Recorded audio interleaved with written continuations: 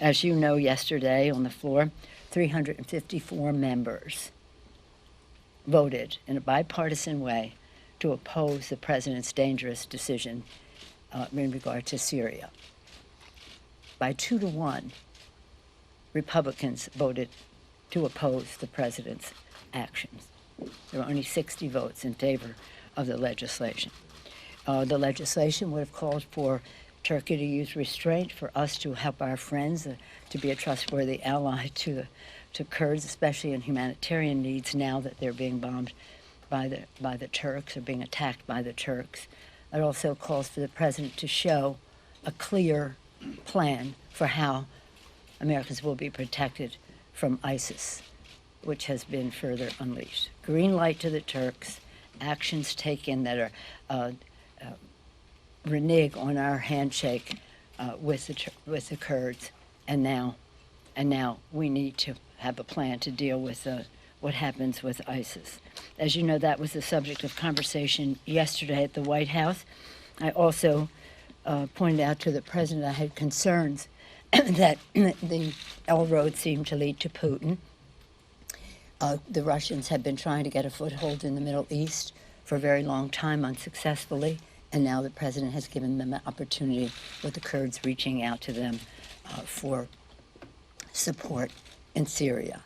They have the Russians were the beneficiaries of any withholding of assistance or encouragement to the Ukraine. Again, Putin benefits. The Russians benefited, Putin did.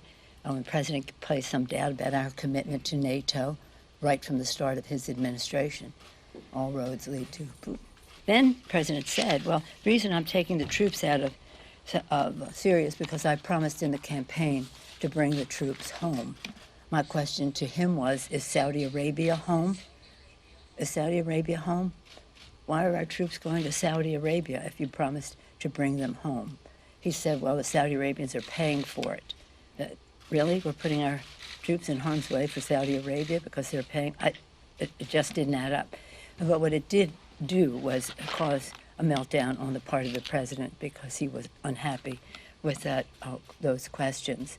And it was so unfortunate because we really we were invited to the meeting. The president started off the meeting by saying, I don't know who asked for this meeting, I didn't.